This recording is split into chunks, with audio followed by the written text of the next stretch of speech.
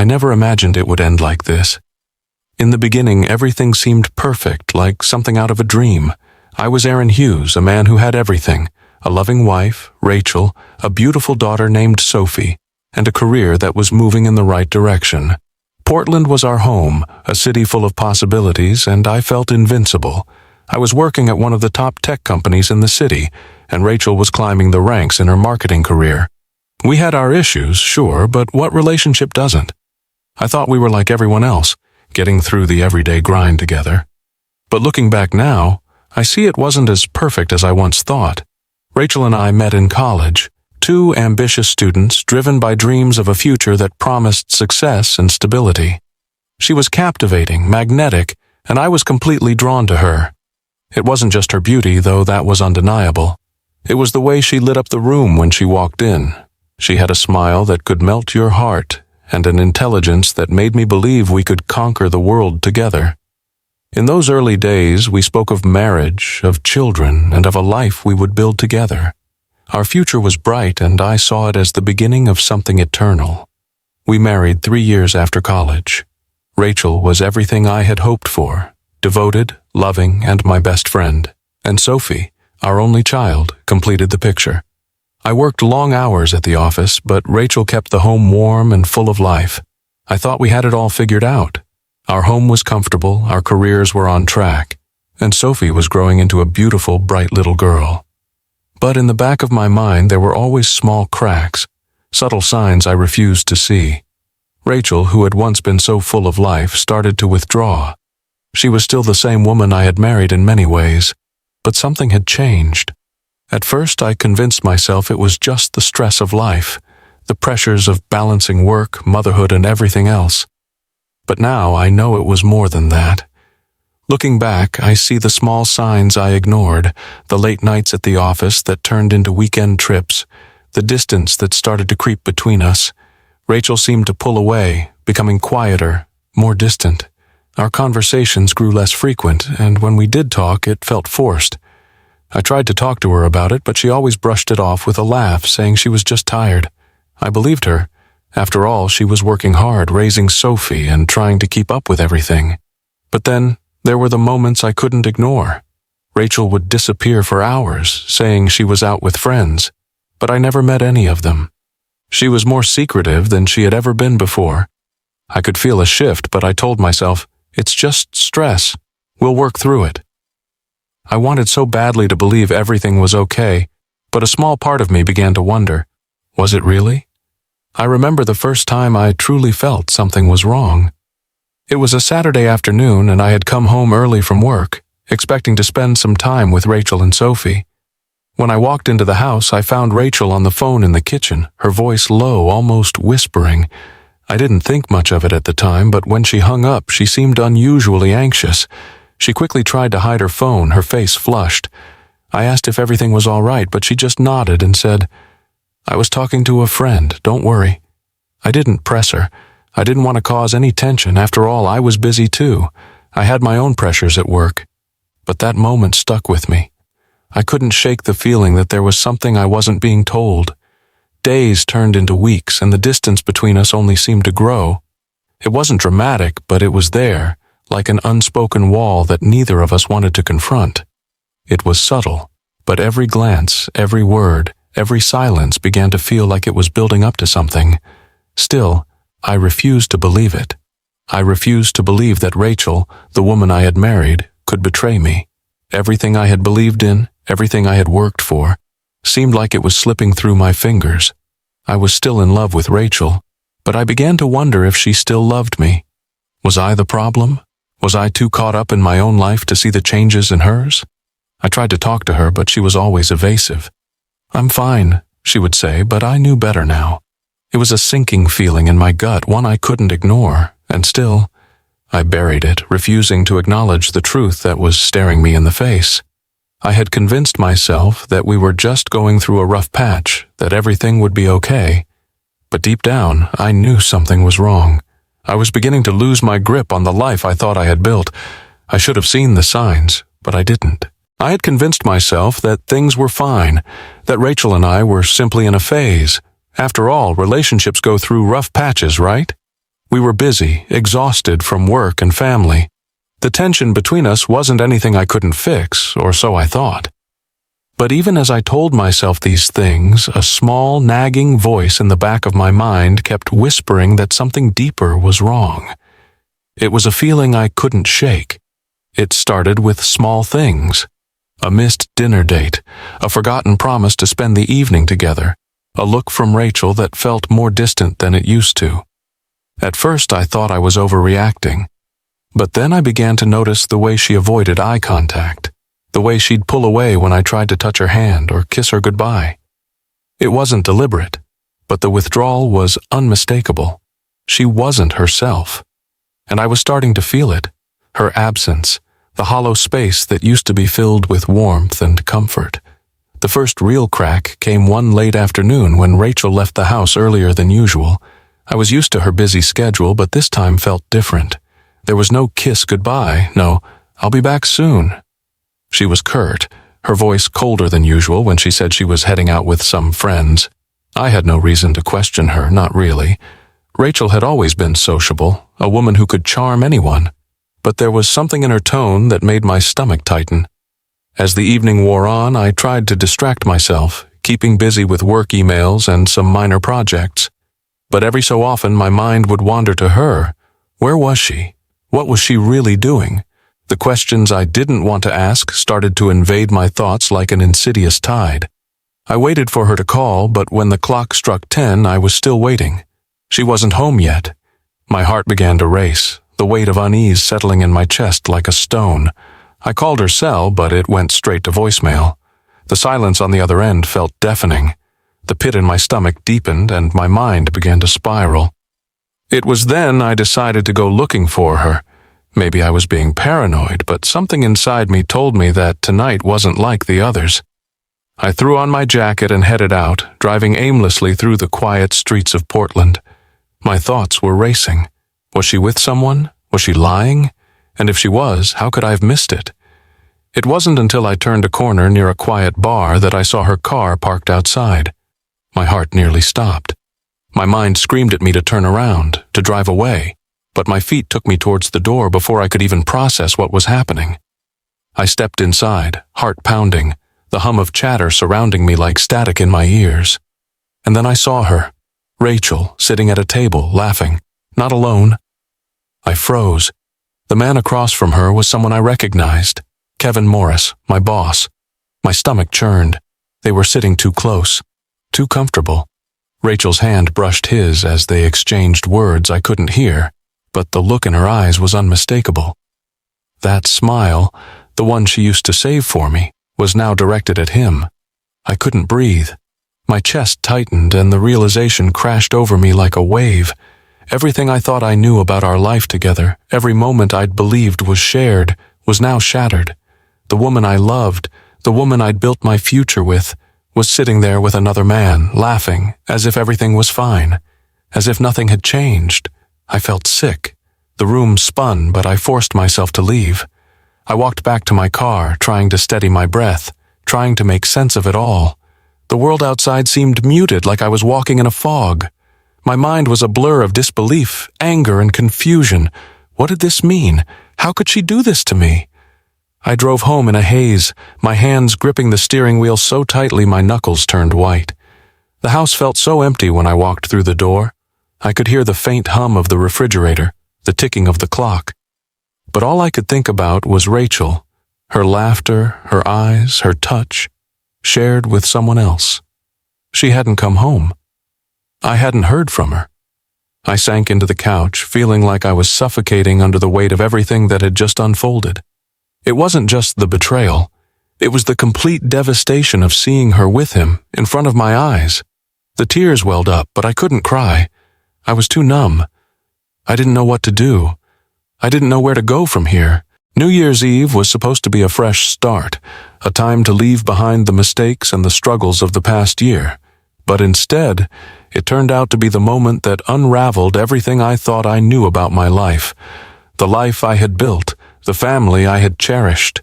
It all came crashing down in a way that I never could have imagined. Rachel had insisted we attend the company party this year. Normally, we'd skip these events, preferring the quiet of our own home. But she was so eager this time. She insisted it was important, said we needed to put ourselves out there. Maybe it was her way of forcing some kind of connection between us again, or maybe it was just another excuse to avoid the tension that had been growing between us. I didn't question her at the time. I should have. I should have known. We arrived at the venue, a lavish ballroom filled with the hum of chattering voices, the clink of glasses, and the soft glow of chandeliers overhead.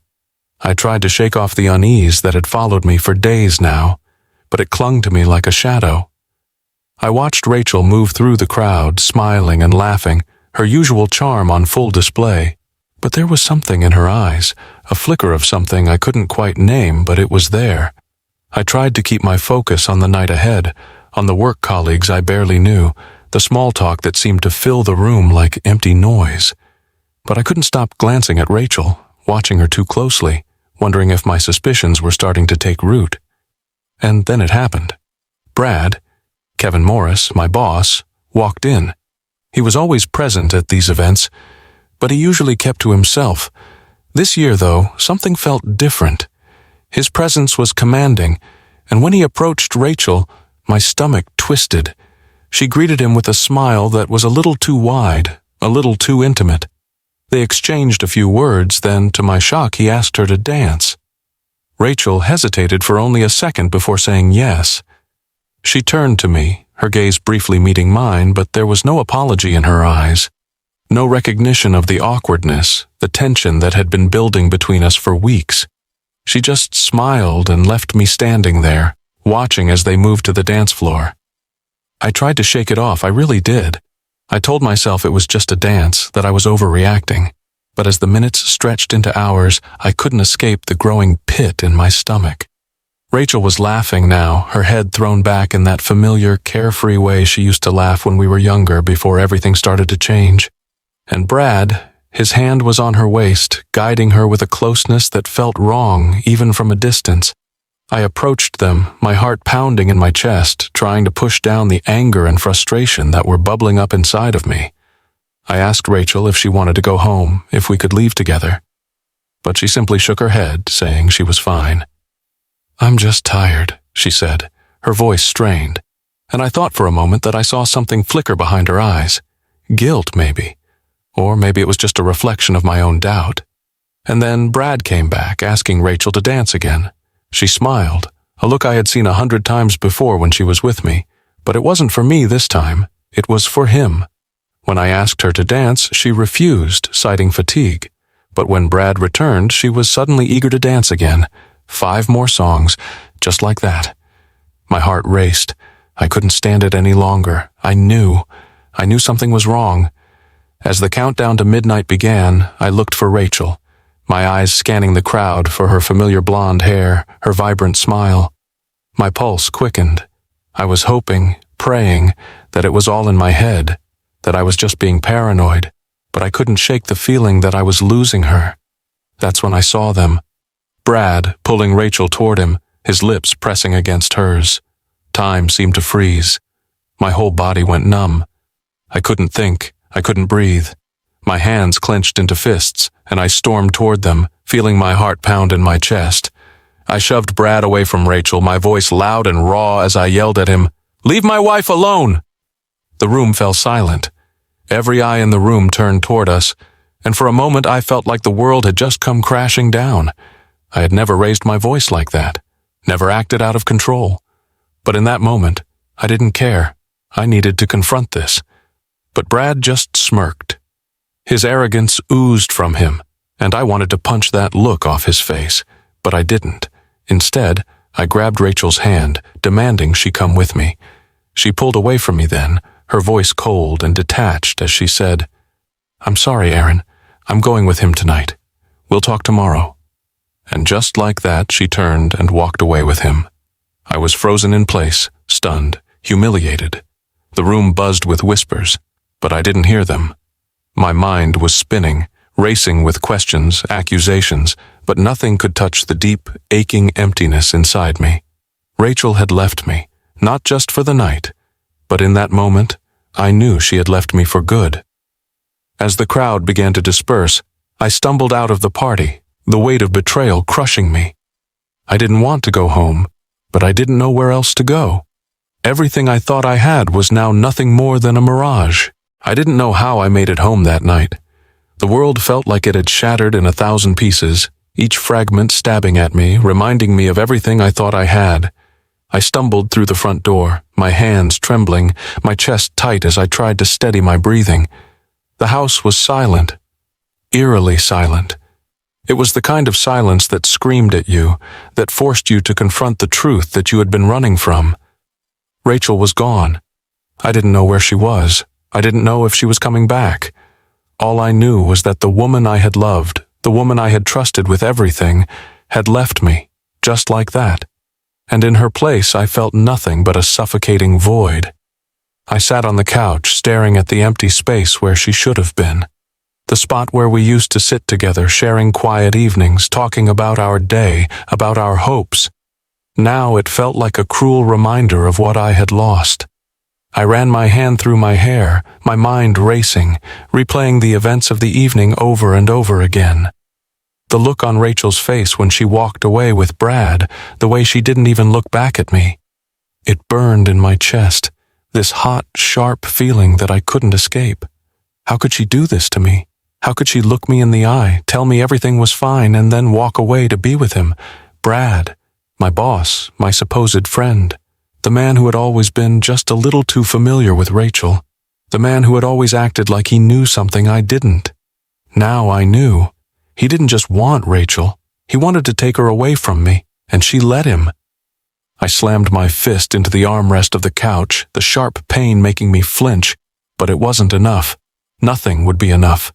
My anger was a tidal wave, crashing over me, consuming every ounce of calm I had left. I wanted to scream. I wanted to destroy something. I wanted to hurt Rachel the way she had hurt me, but at the same time I was drowning in despair. It wasn't just the betrayal. It wasn't just the anger. It was the hollow, empty feeling that kept gnawing at me, telling me that everything I had worked for was gone.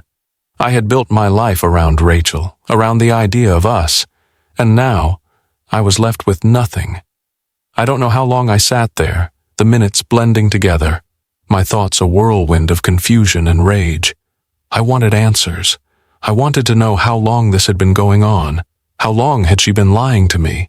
How long had she been seeing Brad behind my back? Was I just a fool to have never noticed the signs? The doubt crept in. Was it me? Was I the problem? I thought about the cracks I had seen, the moments when Rachel seemed distant, but I had ignored them.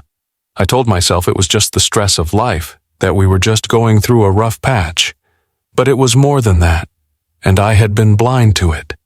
The anger started to give way to something darker, a kind of coldness that settled in my chest, chilling me to the bone. I had to find out the truth. I had to know what had really been happening. I couldn't just sit here and wait for Rachel to come back. I needed closure. I needed to see if the family I had fought so hard to build was even real. I grabbed my phone. My hands shook as I dialed her number, but it went straight to voicemail. Again. I felt this strange sense of finality. Rachel wasn't coming back. She wasn't going to fix this. I left a message, empty words that I barely even believed. "Rachel, we need to talk. Please come home." It was a plea, a desperate cry for her to acknowledge what we once had. But deep down, I knew it was pointless. I sank back into the couch, my body heavy with exhaustion. There was nothing left to say, no more fighting to do. She had made her choice, and now I was left to pick up the pieces of a broken life, a life I thought I could count on. The house felt like a tomb. Every corner, every piece of furniture seemed to mock me with its emptiness. Rachel had been gone for days now, and the silence between us was suffocating. I hadn't heard from her. Not a word, not a text, not even an apology. It was as if she had disappeared from my life entirely, and the anger, the disbelief, it all festered inside me, threatening to swallow me whole. But more than anything, I felt lost. I had been living in this haze, suspended between rage and sorrow. I couldn't stop thinking about that night, about the way she had walked away with Brad, as though everything we had built together meant nothing. The questions gnawed at me. How long had this been going on? How long had she been lying to me? And the worst question of all, was I a fool for never seeing it? I couldn't sit still anymore. I had to know the truth. I had to find the answers, no matter how much it hurt. I spent the next few days obsessively going through the house, combing through every drawer, every email, every piece of paper that might give me a glimpse into the life Rachel had been hiding. It was pathetic, really, but I couldn't stop. The need to find proof, to make sense of it all, consumed me. I felt like I was hunting for something, anything that would bring clarity.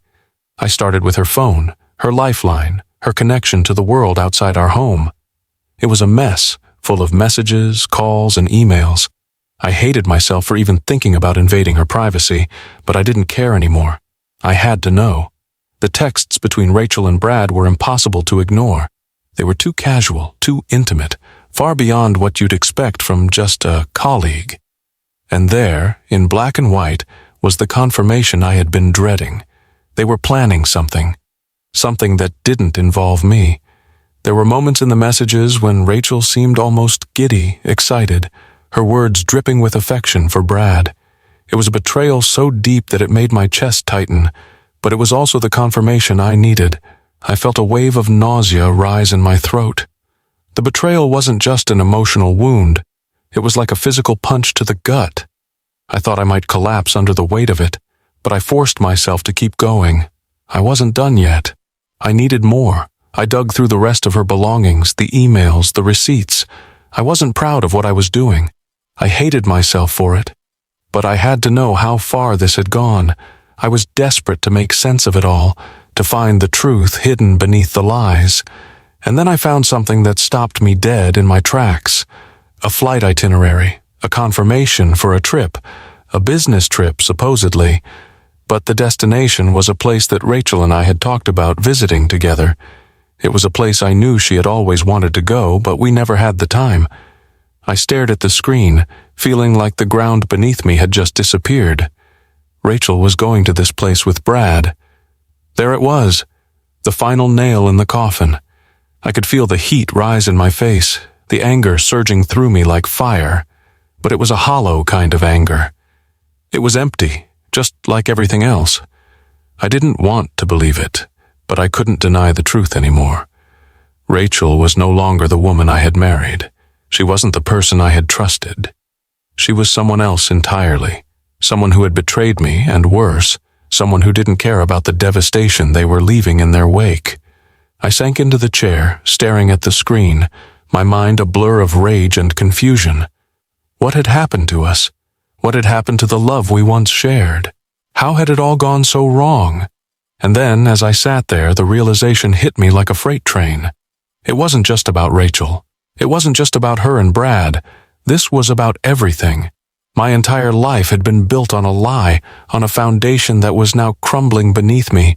Every moment, every memory, every word I had believed in was now tainted by her betrayal. It was a gut-wrenching feeling, one I didn't know how to process. I needed to do something. I couldn't just sit here drowning in my own misery. But what could I do? How could I fix this? The truth, as painful as it was, had become my only weapon.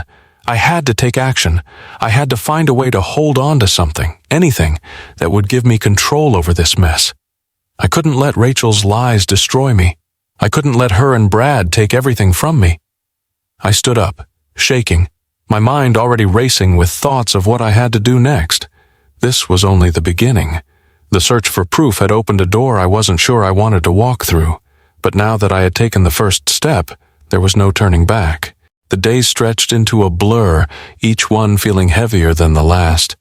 I couldn't escape the images in my mind. The look on Rachel's face when she left with Brad, the lies woven into every glance, every word. I couldn't stop thinking about the confirmation I had found. The texts, the flight itinerary, proof of a life I wasn't part of, a life I wasn't even invited to be a part of. I was suffocating, trapped in a spiral of betrayal and disbelief.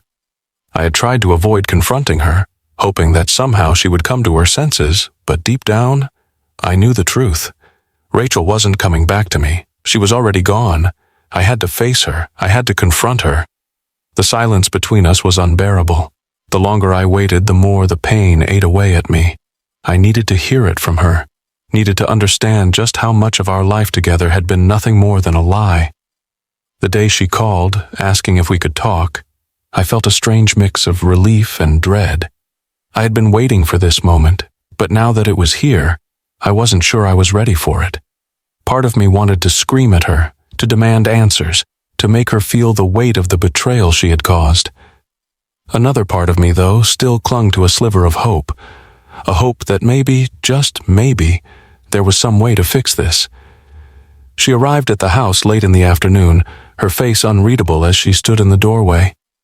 I didn't know what I expected: anger, guilt, sorrow, but what I got instead was silence. I didn't say anything at first. I couldn't.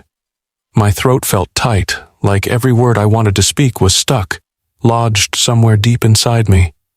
Rachel looked down at the floor, avoiding my gaze, and I could see the weight of what she was about to say hanging in the air between us. I felt my pulse quicken, a cold sweat forming on my skin. She took a deep breath, then finally spoke, her voice soft, almost hesitant. "I've been thinking," she began, her words trailing off as if she were searching for the right way to phrase what was coming next. "I think you deserve to know the truth." The words hit me like a slap in the face. My hands clenched into fists at my sides, but I didn't interrupt her. I had to hear this, no matter how much it hurt. Rachel's eyes finally met mine, and for the first time in days, I saw something resembling guilt in them. "I'm not proud of what I've done," she continued, her voice barely above a whisper. "But I need you to understand that it wasn't just one mistake. It's been going on for a while now." A hollow laugh escaped me, but it wasn't out of humor. It was born from disbelief, from the crushing weight of what she was confessing. "How long?" I asked, my voice barely audible.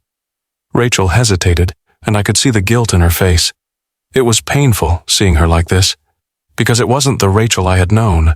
The Rachel I loved would never have hurt me like this. "Months," she finally admitted. "It started a long time ago, and I couldn't stop it.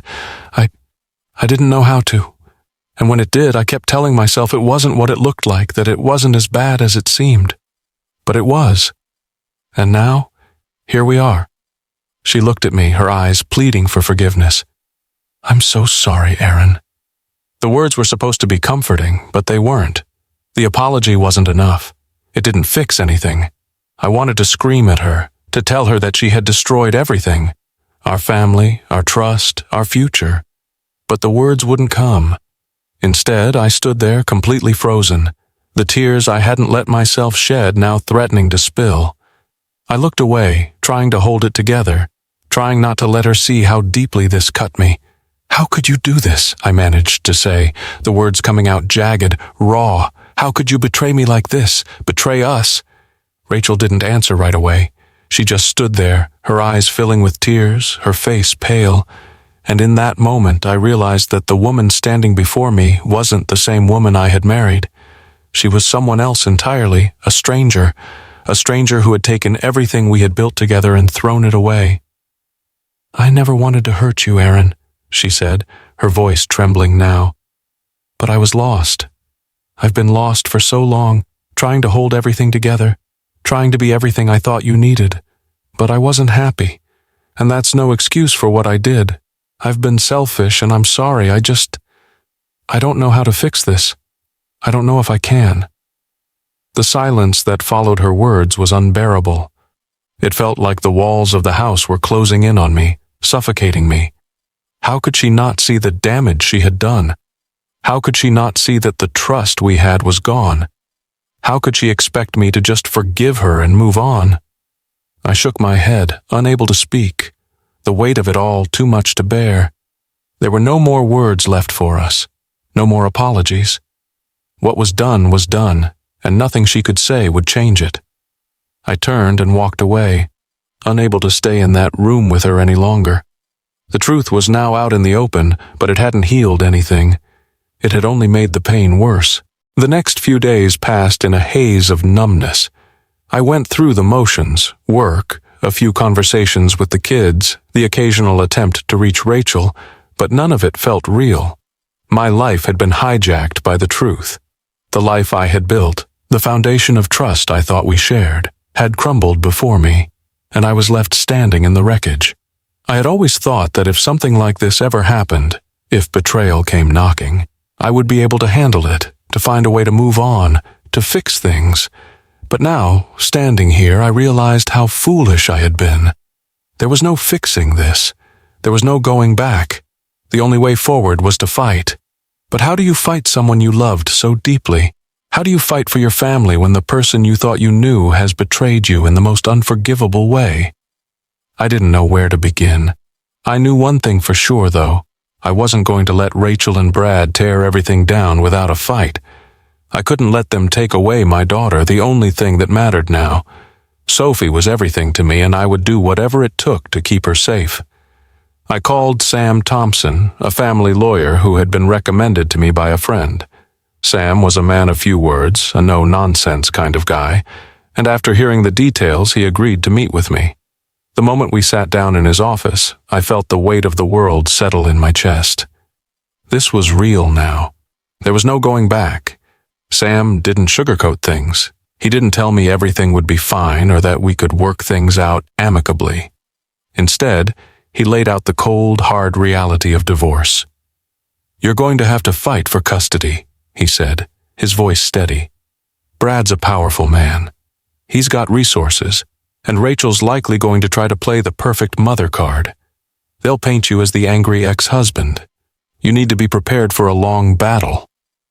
His words hit me like a ton of bricks. I had always known that Rachel's connection with Brad was more than just professional, but hearing it laid out in such stark terms was a bitter pill to swallow. Brad had been involved in my life for so long, a part of the company I worked for. Now he was my enemy. I couldn't believe it. "Do whatever it takes," I said, my voice tight with anger. "I'm not letting her take Sophie away from me. She can leave, but my daughter stays with me." Sam nodded, his face expressionless. "We'll file for joint custody, but don't expect it to be easy. Rachel will fight for full custody, and with her acting like the perfect mother, she might have the upper hand." I felt my fists clench. I had never imagined I would be in a position like this. My entire life I had prided myself on being calm, collected, someone who could handle anything. But this was different. This was a fight for my family, for my future. We spent the next few hours going over the details, bank statements, assets, and the custody agreement. I tried to keep my emotions in check, but it was impossible. Every time I thought about Sophie, about what this would mean for her, my chest tightened. I had to be strong for her. I couldn't let her see how much I was falling apart. As we wrapped up, Sam handed me a list of documents to gather. Financial statements, tax returns, everything that would back up my claim for joint custody. "You'll need to be prepared for anything," he warned. "This is going to get ugly." I left his office feeling like I was drowning in a sea of paperwork, in a sea of emotions I couldn't control. But something in me had shifted. This wasn't just about Rachel anymore. It was about Sophie. It was about keeping my family intact, even if it meant tearing apart everything that had once felt safe. I knew the road ahead would be long and painful, but I also knew that I couldn't back down. I couldn't let Rachel and Brad get away with this. I couldn't let them take my daughter. The weeks that followed the filing were a blur. My days were consumed with preparing for what I knew would be a drawn-out battle. Sam was relentless. Every email, every phone call, every document we reviewed felt like another step toward a future that seemed both far away and painfully close.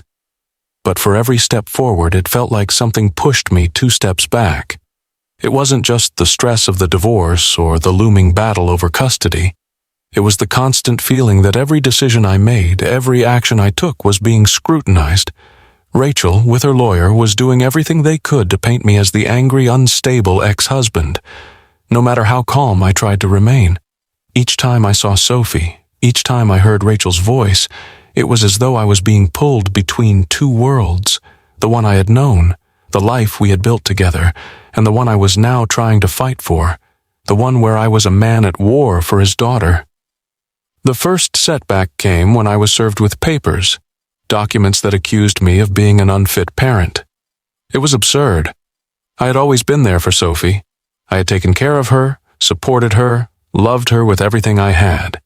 But Rachel, or more accurately her lawyer, had found a way to twist everything. It wasn't just about what happened between us anymore. It was about every little flaw they could find in my character, every moment of weakness I had ever shown. I felt like I was drowning in the weight of their lies, each accusation another crack in the wall I had spent years building. I sat down with Sam, trying to digest everything that was happening. I could see the concern on his face as he reviewed the accusations, his brows furrowing as he went through the details. "They're going for the jugular, Aaron," Sam said quietly. "They want to make this as ugly as possible. The more they paint you as unstable, the better their chances at full custody." I could feel the blood rushing in my ears. How could Rachel do this to me? How could she let this happen, let these lies spread about me? My throat tightened, but I didn't allow myself to lose control. Not now. Not when Sophie's future was on the line. "What do I do?" I asked, my voice low. "I've done nothing wrong." Sam's eyes met mine. "You fight. You keep proving that you're a capable, loving father. This isn't going to be easy, Aaron, but you've got to stay strong. For Sophie." I nodded, but inside, I felt the weight of everything crushing me. I had to stay strong. For her. But how? How do you keep fighting when every ounce of your strength feels like it's being drained from you? The second setback came unexpectedly. I was fired from my job at the tech firm. Brad had pulled strings, making it impossible for me to continue working there. I wasn't just losing my family, I was losing my livelihood. The blow hit harder than I expected. It wasn't just the salary, it was the knowledge that Brad, the man who had already taken so much from me, was now trying to take my career too. He knew how much I depended on that job, how much it meant for my ability to provide for Sophie. And now it was gone. The news hit me like a sledgehammer. I stood there in my living room holding the termination letter, unable to move. I wanted to scream, to punch something, to make this madness stop. But I couldn't. I couldn't lose control, not again. I called Sam as soon as I could, desperate for advice, for a way to fight back. "This is low, Aaron," Sam said on the other end. "Brad's trying to break you, but we've got options. I can file a wrongful termination suit, but it's going to take time. And with this custody battle, it's going to get more complicated." "Time," I muttered bitterly. "I don't have time. I need to be with Sophie. I need to prove I can care for her. And now I've lost everything." Sam was silent for a moment. "We'll get through this," he said finally. "But it's going to take everything you've got. You've got to focus. Don't let them see you break." His words lingered in my mind as I hung up. He was right. I couldn't afford to break now, even though everything inside me wanted to. The next few days were a blur of phone calls and meetings. I had to scramble to find a new job, to make sure I could support Sophie. I wasn't sure how I was going to do it, but I had no choice. I couldn't afford to lose focus.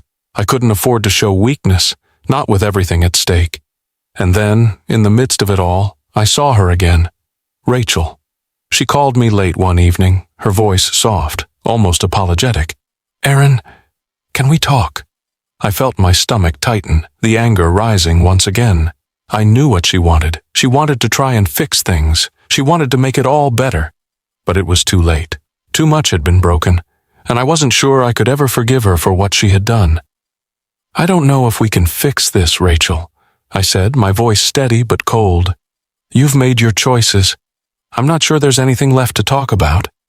I hung up the phone before she could say anything more. I couldn't let myself be swayed. Not now. Not when I had to fight for my daughter's future. The court battle raged on, each day feeling like an uphill struggle.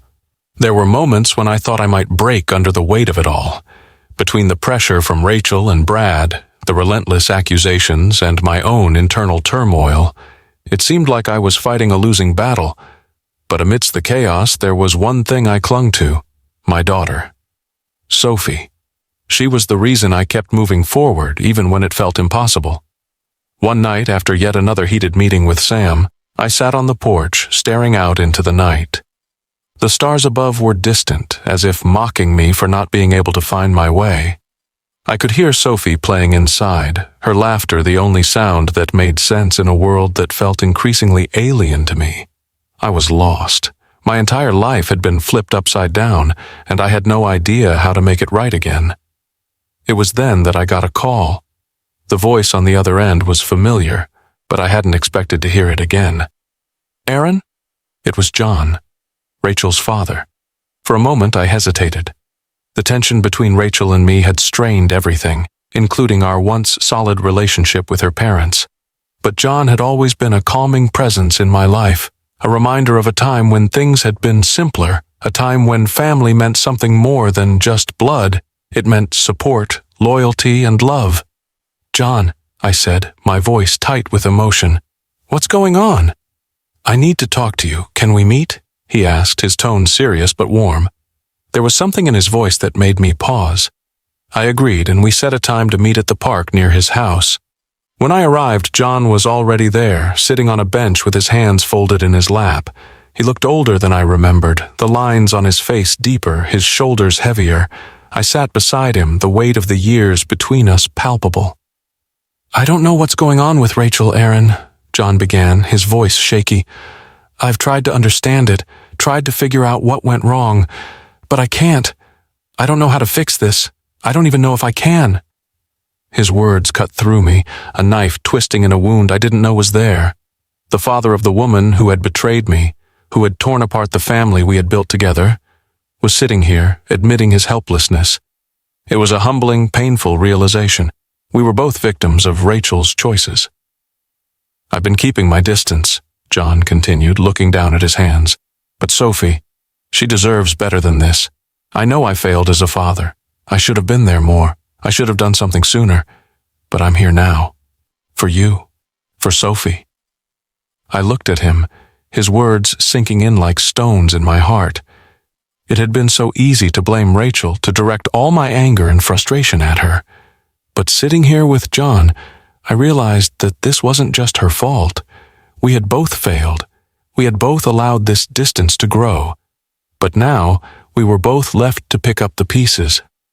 "I don't know what to say, John," I said, my voice thick with emotion. "I don't know how to move forward. I don't know if I can trust her again." John nodded, his eyes filled with sadness. "I'm not asking you to forgive her. I'm asking you to let me help. Let me be there for Sophie. Let me be a part of her life." The offer was unexpected, but it was exactly what I needed. I had been trying so hard to carry the burden alone, to fight this battle without asking for help. But maybe I couldn't do it all by myself. Maybe it was time to rely on the people who still cared, the ones who hadn't abandoned me. "I don't know if it's enough," I said quietly, "but it's a start." We sat in silence for a while, both of us lost in our own thoughts. The quiet hum of the world around us seemed to steady my nerves, to give me a sense of peace I hadn't felt in weeks. John had always been there for me, even when things were difficult, and now he was offering me a chance to rebuild, a chance to find my way again. When I got home that night, I found Sophie sitting on the couch, watching her favorite show. She looked up at me, her eyes wide with curiosity. "Where were you, Daddy?" she asked innocently. I smiled, kneeling down to her level. "I was with Grandpa John," I said softly. "We were talking." Sophie grinned. "I miss Grandpa John," she said, and my heart ached. She missed the family she used to know. She missed the love that had been there, the unity we had shared. "I know, sweetheart," I said, brushing a lock of hair from her face. "But we're going to fix this. I'm going to make sure you're okay." As I held her close, the weight of the world seemed to lift, just for a moment. For the first time in what felt like an eternity, I allowed myself to hope. Maybe the road ahead would still be difficult, but maybe, just maybe, we could find a way through this, together. I remember the day we won like it was yesterday. It was the first time in months that I had felt something other than dread, hope. The courtroom had felt like a battlefield, the air thick with tension. My heart pounded in my chest as I sat next to Sam, waiting for the judge to deliver his verdict.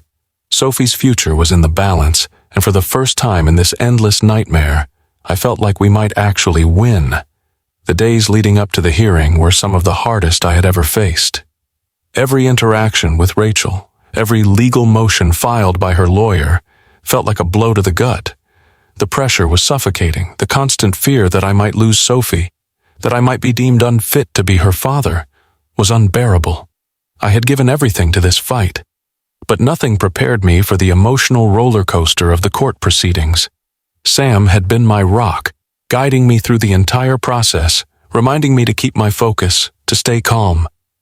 "You're doing the right thing, Aaron," he'd say, his voice steady in the face of my growing doubts. "We've got the evidence. You're a good father. Just keep showing them that."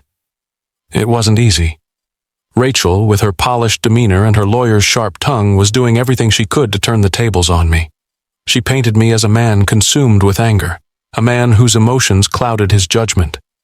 She tried to make me seem unstable, as if I was a danger to Sophie. But Sam and I had prepared. We had proof. We had my financial records, statements from people who had known me for years, and most importantly, we had Sophie. The turning point came when the judge asked to speak with Sophie privately. My heart nearly stopped in my chest as she left the courtroom, escorted by a court-appointed liaison. The wait felt endless. I stared at the floor, my mind racing, trying to imagine what Sophie was saying. Was she afraid? Was she confused?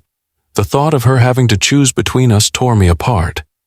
When Sophie came back into the courtroom, her eyes locked with mine, and for a moment everything else faded. She was my daughter, my world. I had to fight for her, no matter the cost. The judge finally spoke, his voice breaking through the haze of my thoughts. "Based on the testimony, the evidence presented, and the best interests of the child, I have made my decision." I could feel my heart in my throat. I held my breath. "I am granting joint custody," he said, and in that moment I couldn't help but let out the breath I had been holding. "Sophie will spend equal time with both parents, effective immediately. The mother's request for full custody is denied." It wasn't a perfect outcome, not exactly what I had hoped for, but it was a victory. I could breathe again. I could see Sophie every day, continue to be the father she needed, and that was enough. Rachel's face, pale and tight with anger, was a sight I had to look away from. She didn't win, and I could see the frustration boiling over inside her. But this was about Sophie, and Sophie had made her choice. She had chosen me. As we left the courtroom, I caught a glimpse of John in the hallway. He had been there for me throughout the whole ordeal, even though our relationship had been strained. But he had shown up, and that meant everything. He placed a hand on my shoulder and gave me a nod. No words were needed. The silence between us spoke volumes. When I got home that night, the weight of the victory settled in. But it wasn't the win that filled my chest with pride. It was the sight of Sophie curled up on the couch, her eyes wide with curiosity as she looked at me. "Did we win, Daddy?" she asked, her voice soft, almost hesitant. I knelt beside her, brushing a strand of hair from her face. "Yes, sweetheart, we did. We're going to be okay." She smiled, the light in her eyes making everything worth it. In that moment, all the pain, all the loss, all the fighting seemed to melt away. I had won. But more importantly, Sophie had won. She had her father, and I would never, ever let go. The day the custody battle ended, it felt like my entire world had shifted. I had won. I had kept Sophie. But in the wake of that victory, I realized something I hadn't allowed myself to feel in the midst of the fight. I wasn't alone anymore. Darla had been there for me from the start, supporting me through every step, every setback, and every moment of doubt. She had stood by me, not out of obligation, but because she truly cared. I hadn't seen it before, not clearly. The pain of the divorce, the shock of Rachel's betrayal had consumed me. I couldn't focus on anything but the battle for Sophie. But now, in the quiet aftermath, I finally allowed myself to acknowledge what Darla had become to me. She wasn't just the friend I had turned to for comfort. She was something more, something real. It wasn't a love I had expected. I had always thought of her as a supportive presence, someone to lean on, someone to talk to. But the longer I spent with her, the more I realized how much she had quietly anchored me when everything else was falling apart. One evening, after we had settled into a routine with Sophie, Darla and I were sitting on the porch, the sun dipping below the horizon, casting long shadows across the yard. The air was cool, the kind of evening where the world seemed to pause, holding its breath. "I've been thinking," Darla began, her voice softer than usual. She turned to face me, her eyes searching mine as though she were waiting for me to say something. I met her gaze, trying to read her face. "About what?" I asked, unsure of where this conversation was heading. "I've been thinking about us, about how far we've come," she continued, her hands clasped tightly in her lap. "I've seen you at your lowest, Aaron. I've seen you broken, but you've never given up. You've always fought for Sophie, and I don't know how to say this, but I need you to know that I'm here, not just for Sophie, but for you, too." Her words, simple but full of depth, struck me harder than I expected. I swallowed, trying to keep my emotions in check.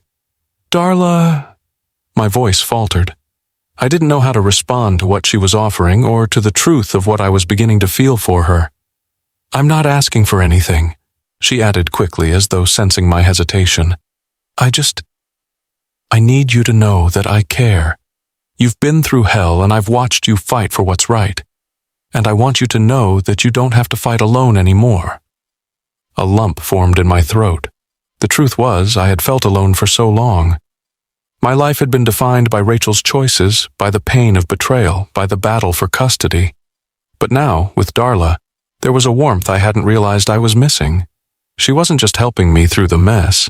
She was offering me something I hadn't dared to hope for, something real, something lasting. I reached out and took her hand in mine, feeling the warmth of her touch, the comfort in the simple act of holding her hand. "I don't know what I would have done without you, Darla," I said, my voice thick with emotion. "You've been my strength when I had none left.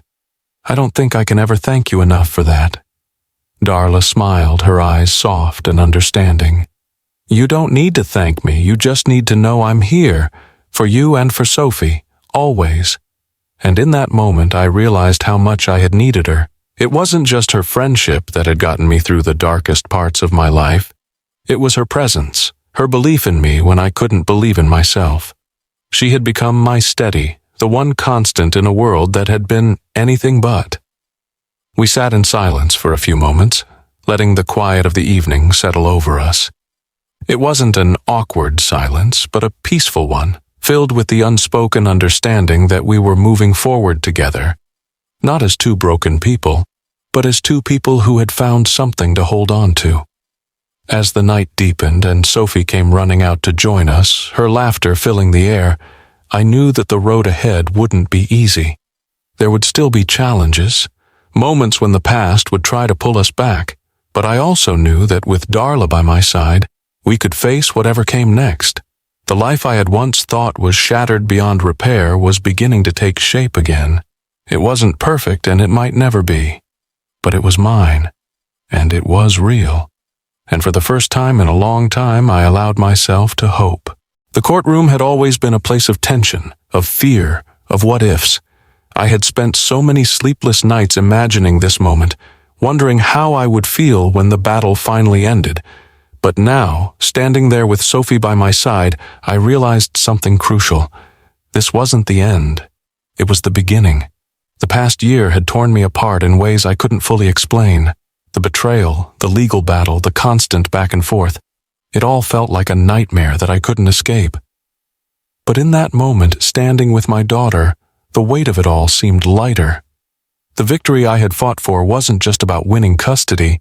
It was about reclaiming my life, my peace, and my future. Rachel's face was a cold mask across from us, her lawyer standing next to her, both of them failing to hide their disappointment. But for me, the truth was clear. I had won. Not because the court ruled in my favor, but because I had fought for what was right, for the life I wanted to build, for the daughter I would never let go. Sophie's hand was warm in mine as we left the courthouse. It felt like a weight had been lifted, a burden I hadn't even realized I was carrying. The uncertainty that had plagued my every move was now gone. We were free to move forward. The next few days were a blur. I spent hours with Sophie, just being present in her life again. The quiet moments we shared, the laughter we once lost, started to return. Every day felt like a small victory, every shared smile, every hug, a reminder of what I had fought for. But amidst all of this, Darla was there, supporting me in ways I hadn't expected. Her patience, her understanding had become a steady anchor in a sea of chaos. She wasn't just a friend anymore. She had become my partner, my equal. I had always thought I had to do it all alone, but now, with Darla by my side, I realized how much stronger I was with her. One evening, as we sat at the kitchen table, Sophie coloring in her sketchbook, I looked at Darla, truly seeing her for the first time. She had stood by me when I had nothing to offer, when I was at my lowest. And now, here we were, building something new together. Something real. "I don't know how to thank you for everything," I said quietly, my voice thick with emotion. "You've been my rock. I don't know if I would have made it through without you." Darla smiled softly, her eyes meeting mine. "You don't have to thank me," she said. "I've always believed in you, Aaron. And now I'm just happy to be here with you and Sophie. Whatever comes next, we face it together." Her words felt like a promise, a shared understanding that we were no longer just two people caught in the wreckage of the past. We were building something new, something stronger. The idea of moving on, of starting again, no longer seemed impossible. With Darla, with Sophie, I knew that the future was full of possibilities. As the months passed, I found a new rhythm. The memories of the past, of Rachel's betrayal, began to fade into the background. I didn't forget. I didn't forgive in the way I once thought I should. But I learned to let go of the weight they carried. I focused on the present, on what I could control, on Sophie, on the life I was building with Darla. The change wasn't immediate. There were days when the past would resurface, when old wounds would flare up. But with each new day, with every small step forward, I felt the scars heal just a little more. And when those difficult moments came, I had Darla by my side, reminding me that we could face anything together. The final victory wasn't just the legal one, it was the emotional one. The victory over the anger, the betrayal, the fear. The victory of reclaiming my life, of learning that I didn't have to hold on to the past to build a future. I had finally learned to move on, not just for Sophie, but for myself. What do you think of Aaron's journey? From which region are you watching this video? Make sure to subscribe to the channel and turn on notifications to follow all our stories. Don't forget to check out more heartwarming tales by clicking here on the end screen.